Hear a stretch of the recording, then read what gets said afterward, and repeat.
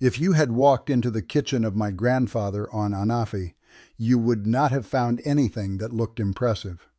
No bottles with foreign labels, no powders mixed in blenders, no imported roots from the other side of the world. You would have found the plain foods of a small Greek island: fish, olive oil, greens, beans, yogurt, garlic, honey. The same humble things every day, the year after year. The food an island family had off its own land and its own sea. And those people, plain as their food was, lived long lives and worked into old age. I have thought about that for a long time now. It was not one miracle food that kept them well. It was the plain daily eating, the same good simple foods, day in and day out, the plain on the table and plain on the body. So let me walk you through the 7 foods that sat on that plain island table nearly every day, and tell you honestly, in plain words, the why each one served those people so well. And because I am a fisherman, not a doctor, what the actual science now says about why. Quick, honest word before I go on. You will hear a great deal of nonsense about these foods. People will tell you that eating such a thing every day will protect you from every illness, that you will live untouched to a great age if you just take the right spoonful. I am not going to tell you that. It is not true. No food makes a body safe from being sick. The good people who ate this way all their lives still got ill sometimes, grew old, and passed on in God's time. What plain good eating honestly does is give a body its best chance, feed it well, support it, and keep it working the way bodies are designed to work. That is a real and good thing, but it is not a magic shield. I will not sell you one. Real illness, when it comes, is a doctor's matter, always. What I am giving you is the plain daily eating that supported a body in keeping well, told by a fisherman who ate it from his childhood on a small Greek island. Good food, honestly spoken of, no miracles. I am Nicholas Vasili. I am Greek, and I have fished my whole life out of Anafi, a small island in the Cyclades, southeast of Santorini. The island has maybe 250 people on it in winter, and not many more in summer. My grandfather fished these same waters, and my father, and now me. We eat off the sea and off the small gardens, the way the islanders always have. A quick word, and I will not mention it again, because there is more truth here than fits in one video. I gathered the whole of it, the cooking and the recipes and the plain old eating, into a book at nicholasvasili.com. The book is the long version. If you want it, it is there. Now let me walk you through the 7 plain old everyday foods. They are humble, cheap, plain things. That is the whole point. There is nothing expensive on the list and nothing strange. Just what the sea and a small garden provide, everyday plain. The first, then the foundation of the old island eating, is the small oily fish. Not the big fillets of the restaurant plate, the small whole fish, the sardine, the anchovy, the mackerel when it runs, the pickerel, we call it marides, the bogue. We eat these near every day when they are in season, and we eat them whole, the bones and all, when they are soft enough. The fried in olive oil or grilled plain over charcoal with a little salt and lemon. There is real good sense in this, and now the science backs what the old folks felt in their bodies. These small fish carry the omega-3 fats the body cannot make for itself, the EPA and the DHA. EPA works in the body to lower the level of inflammatory messengers called cytokines, the chemical signals that turn up the small chronic inflammation that wears at blood vessels over years. DHA works in a different way on the cell membranes themselves, making them softer and more responsive, lowering a marker doctors call triglycerides by between 15 and 30% in research trials, and gently supporting the rhythm of the heart. A 2021 meta-analysis pooled many trials and found EPA and DHA together, associated with about a 7% reduction in cardiovascular mortality, modest, real, plain, and that is just from eating fish 2 or 3 times a week. The old folks ate it more often than that. They did not know the words EPA or DHA. They knew only that the small fish kept them well. They were not wrong. A plate of plain grilled sardines or a small pan of fried anchovies. The small fish of the season, eaten plain and often, is one of the soundest, cheapest, plainest habits a body can have. And it anchors the day the island way, at midday by the sea, or in the evening at the table, whichever the day's work allows. The second everyday food, and the foundation under almost everything else on the old island table, is the extra virgin olive oil. Not the refined sort, the real, pressed soon after the harvest, with the peppery taste that catches the back of your throat. My grandfather knew the olives of a dozen trees by name. The oil was on the table at every meal, spooned over bread, poured over the greens, used to fry the fish, mixed with lemon for the salads, used at every step of the cooking, every day, the whole year round. And there is real solid science behind why this plain oil did the old folks so much good. Extra virgin olive oil carries polyphenols, oleocanthal, hydroxytyrosol, oleuropane, compounds that survive pressing. A 2019 systematic review and meta-analysis looked at high polyphenol versus low polyphenol olive oil and found the high polyphenol version improved several cardiovascular risk factors, including markers of oxidative damage to LDL cholesterol, the small, slow damage that hardens arteries over a lifetime. A 2021 trial gave 50 milliliters of high polyphenol olive oil to healthy adults in a single dose, and using a measure called flow-mediated dilation, which is how doctors test whether blood vessels relax properly, found the vessels worked better after the high polyphenol oil than after the refined sort. The walls of the vessels were softer and more responsive. That is what the effect of olive oil on the body actually looks like at the level of the blood vessel itself. Plain and measurable, there is more. The same polyphenols appear in a review from 2025 to play a role in preventing recurrent cardiovascular events in people who have already had heart trouble. The protective action is not magic, not dramatic. It is the small, steady daily action of a plain oil that softens the inside of the vessels, lowers some inflammation, and over years keeps the blood moving the way it should.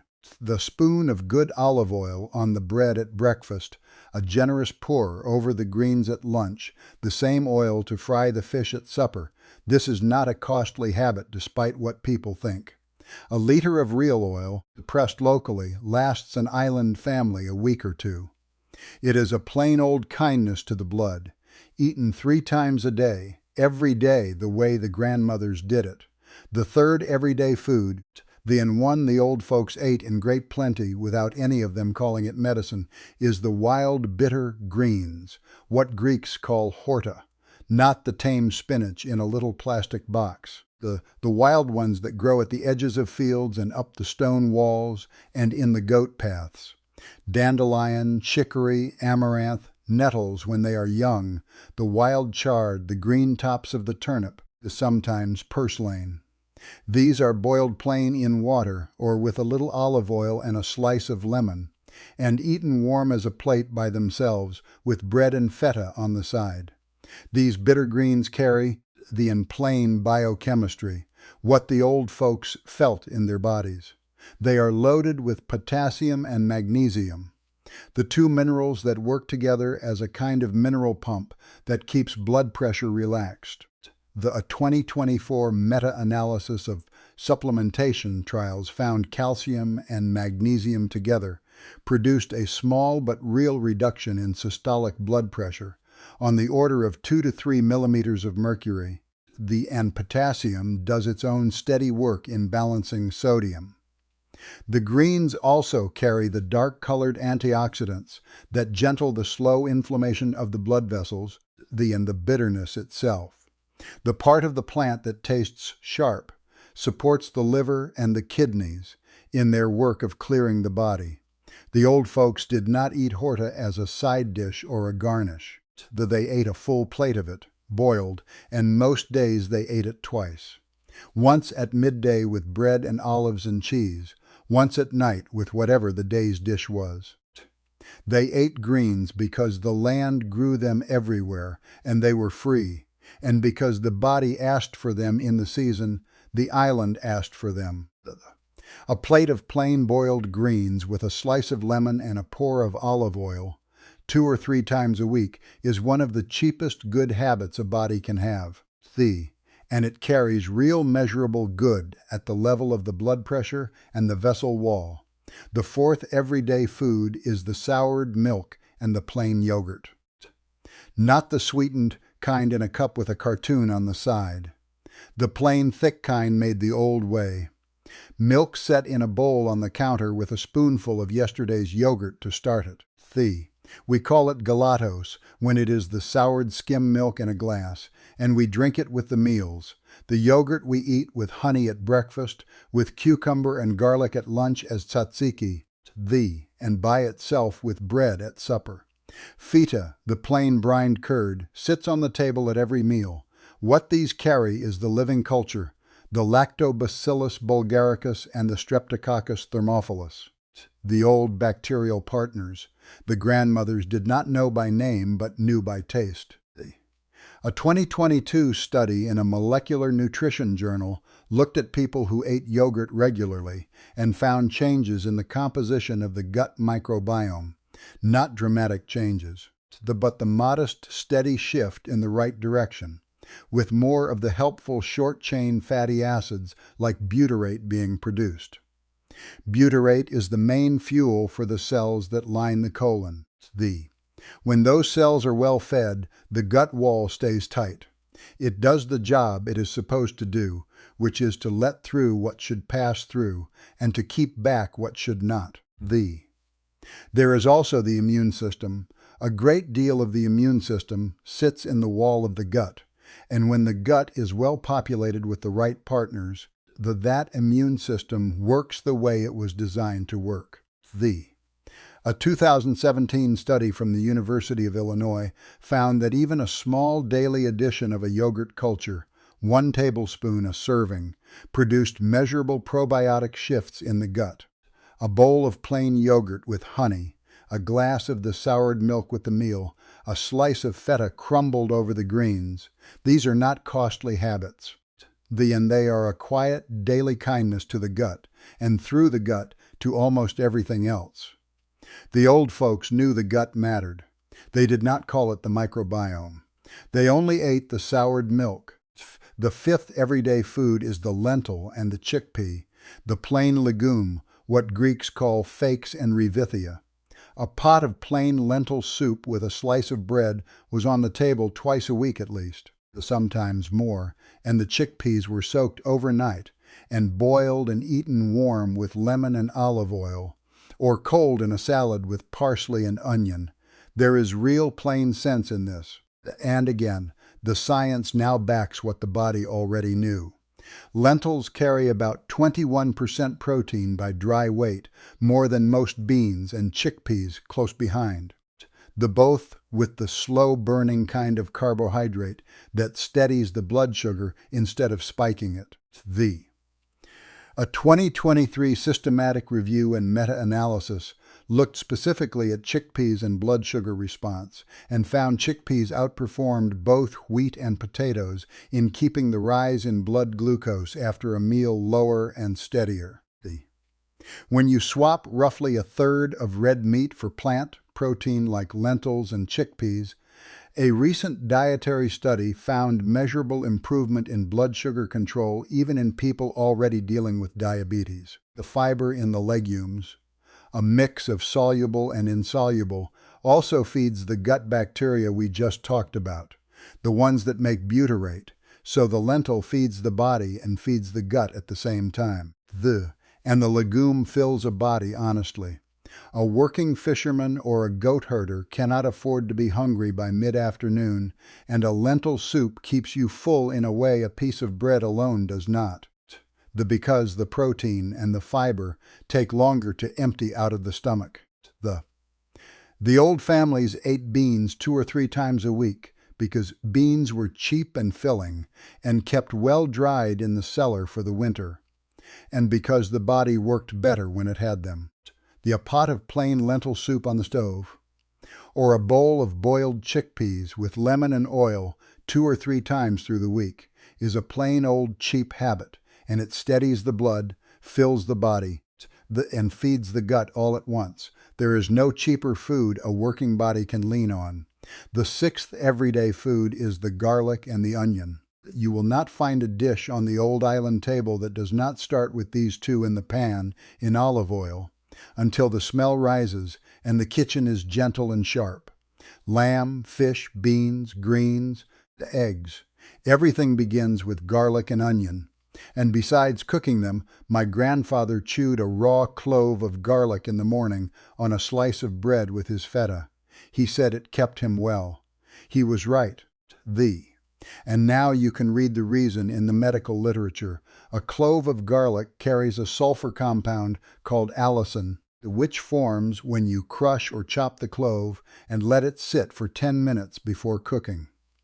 A 2015 meta-analysis pooled many trials and found garlic supplementation produced a real reduction in blood pressure, the more in people whose blood pressure was already high. A 2025 follow-up meta-analysis confirmed the effect, particularly in people with obesity. The size of the reduction is modest, about 5 to 8 millimeters of mercury systolic, modest but real, and on the order of a small change in medication. The garlic also appears to lower LDL cholesterol modestly and to reduce platelet aggregation, which is the stickiness of the blood. The onion does a quieter version of the same. It carries the quercetin and the sulfur compounds of its own, and together the two, garlic and onion, work in the body hour after hour through every meal, gently modifying the chemistry of the blood and the vessels. A clove of garlic in the morning with bread and feta, an onion and a few cloves of garlic in the evening pan. These habits are nearly free, modest, and they do their plain old working good all day long. The seventh, to round out the plain daily table, is the wild honey and the mountain herbs we take with it. Not the supermarket honey in the bear, the dark, thick honey from the wild thyme on the hillsides, or from the pine forests when they bloom. A spoonful of it stirred into the yogurt, or taken on its own with a cup of mountain tea brewed from the wild sage, the wild oregano, the chamomile of the dry hills. The honey is not only sweetness, the honey is medicine food. The raw honey carries polyphenols of its own, flavonoids and phenolic acids that survive in untested honey in good measure.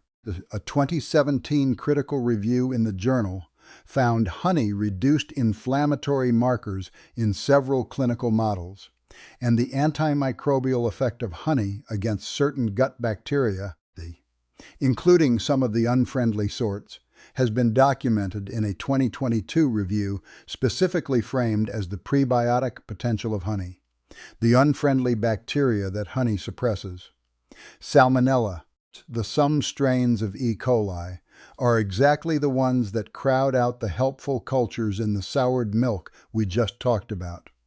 So honey and yogurt on the same spoon are not just a pleasure, they are working the same direction, in the gut at the same time. A 2025 review summarized the broader evidence.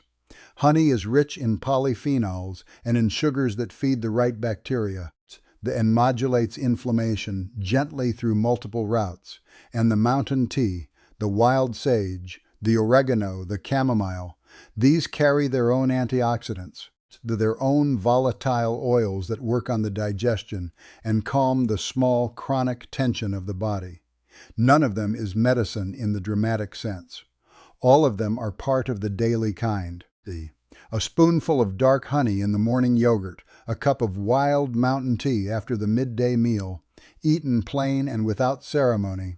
These are plain old island habits. The science now quietly backs what the grandmothers said when they gave them to us. So there is the plain island daily table.